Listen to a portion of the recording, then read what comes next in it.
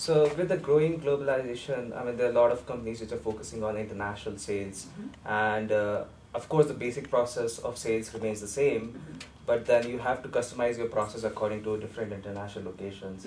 So how do you inculcate that in your training? Well, it's an interesting challenge because I'm often asked, what about the cultural differences? You know, wait a minute, these guys are all, you know, native Arabic speakers. How could you possibly bridge that cultural divide?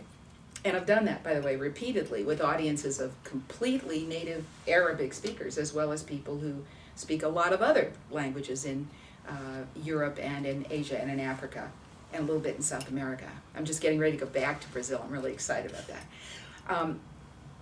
What I've learned is two things. One is that there are issues that are different. There are absolutely different cultural practices and business practices that vary by culture. But I don't think they're as dramatic as perhaps a lot of other people do. So let me put some meat on those bones. It's an interesting thing that, you know, for example, I'm obviously somebody who smiles a lot. I wake up smiling, ask my husband. I'm that sort of person.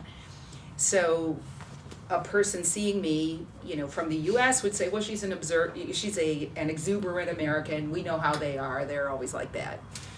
Someone seeing me from perhaps the Far East would say, I hope she knocks that off.